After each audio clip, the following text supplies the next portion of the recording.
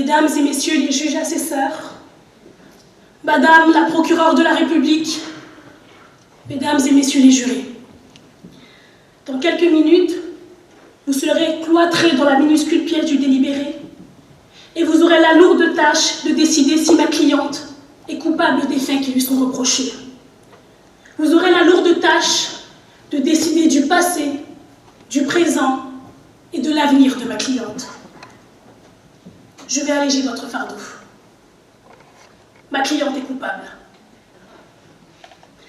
Cette nuit du 21 mars, elle a commis l'irréparable. Elle en paye le prix aujourd'hui en comparaissant devant vous. Mais je vous prie, mesdames et messieurs les jurés, de bien vouloir faire preuve de clémence à son égard. Dans cette station métro, cette nuit-là, ça aurait pu être vous, ou votre mère, votre sœur, votre fille.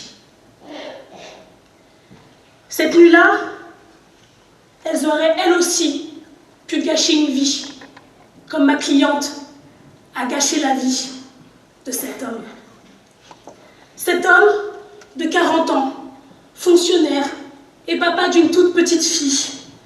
Cette nuit du 21 mars, ma cliente a scellé à jamais le destin de cet homme et a jeté l'opprobre sur lui et sur toute sa famille.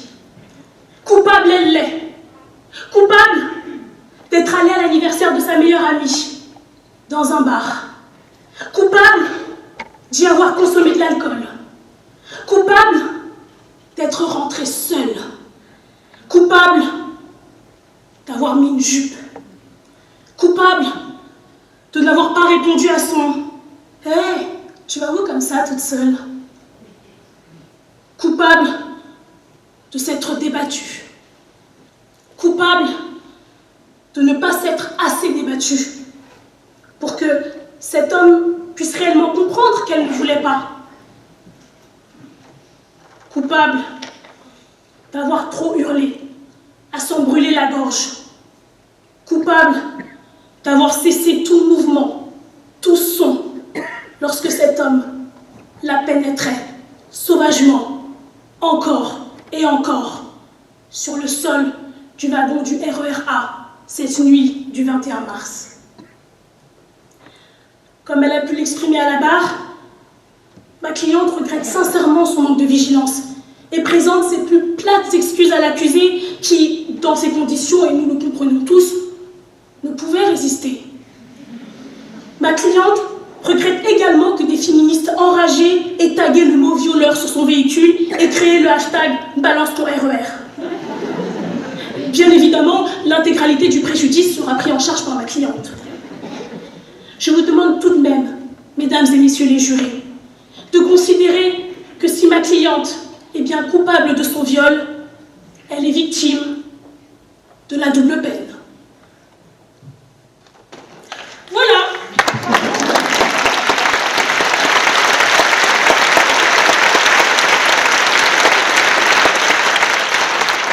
Si vous ne saviez pas ce qu'est la double peine, maintenant vous le savez. La double peine, c'est cette faculté incroyable, presque magique, de vous faire passer de victime à auteur. Comme ça, en un claquement de doigts. Une mini-jupe après la nuit tombée, double peine. Un peu trop d'alcool consommé, double peine. Embrasser votre petit copain dans son lit, puis décider de ne pas aller plus loin, double peine. Ne pas être parti au premier coup, double peine. Ne pas avoir mis de soutif, double peine. Avoir des seins, double peine.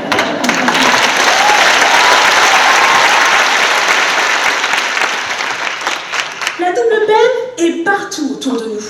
Dans les rires de vos amis, le regard désapprobateur de votre copain, les yeux en l'air de votre grand-mère, le « arrête » de votre collègue de travail, ou encore le « t'exagères pas un petit peu » de votre petit doigt. Mais il existe un lieu, un seul, qui est l'antre de la double peine. Que dis-je? Son temple. J'ai nommé les commissariats de police.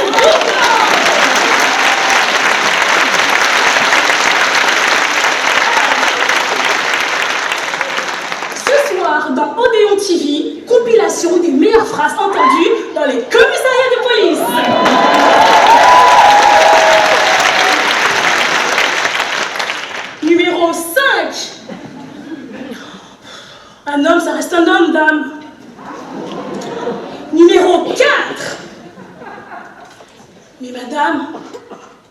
gâché sa vie. Vous avez pensé aux enfants? Numéro 3. C'est votre mari? Ah ben c'est pas un vieux ça. Numéro 2. Mais vous étiez habillé comment? Et attention, le numéro complémentaire.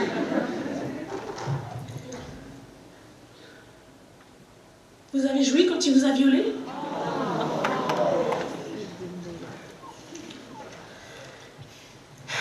Ouais.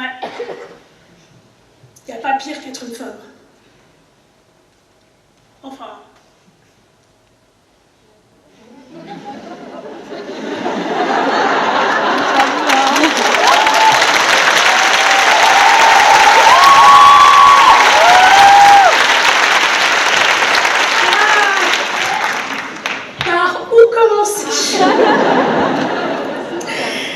Notre sous-représentation flagrante, notamment dans les rôles modèles, non. La manie de certains à oser toucher nos cheveux nous professionnels, hein, non. La fétichisation de nos corps, non.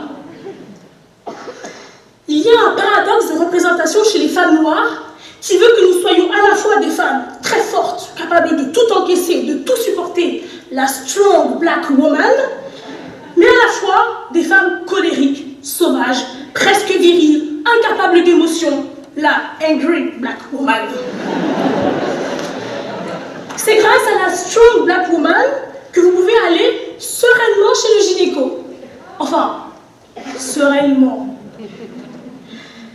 Parce que c'est sur des femmes noires que les premiers médecins s'exerçaient. À vif, sans anesthésie.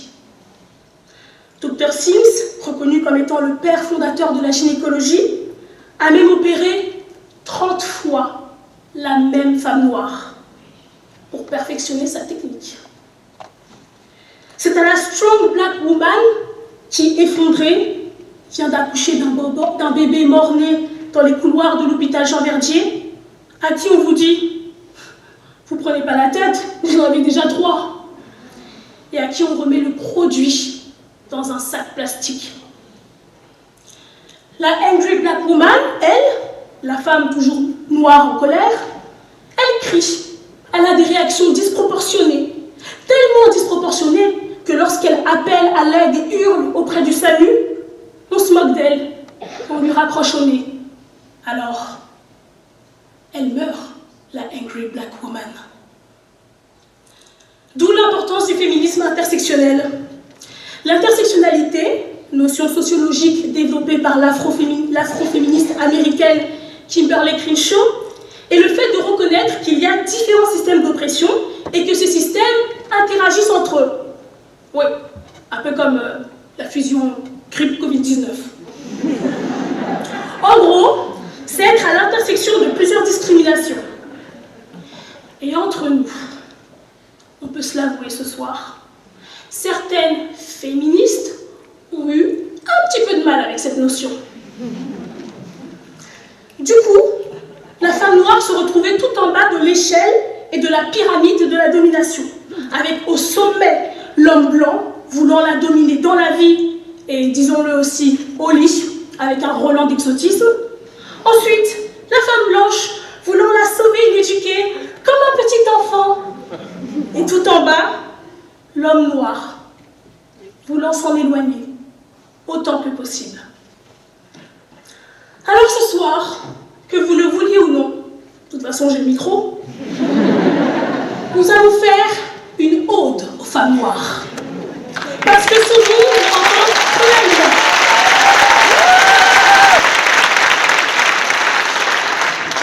Notre magnifique peau ébène, qui s'y a à toutes les couleurs, même aux jeunes poussins. Nos cheveux de coton qui volent à travers les airs en apesanteur, tels les pétales d'une fleur de pissenlit sur laquelle on aurait soufflé. Nos courbes généreuses, réconfortantes, sexy, qui servent de modèle à bien des chirurgiens esthétiques.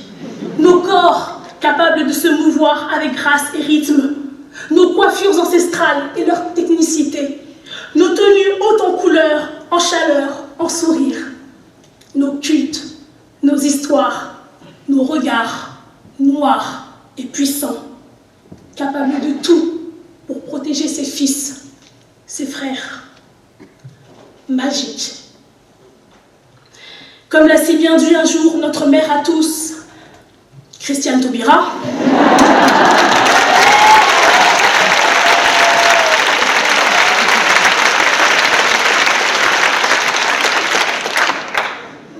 des résilientes magnifiques, voilà ce que nous sommes. Femmes, noires, issues du 9-3, grosses, musulmanes. J'entends, votre inquiétude est palpable. Manquerait plus que je sois lesbienne et on aurait tout le packaging discrimination.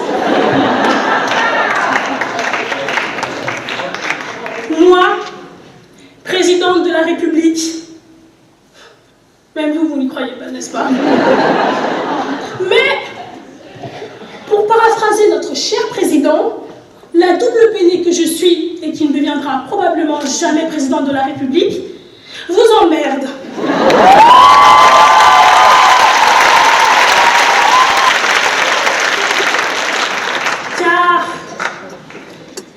Car la République, mes chers compatriotes, c'est moi.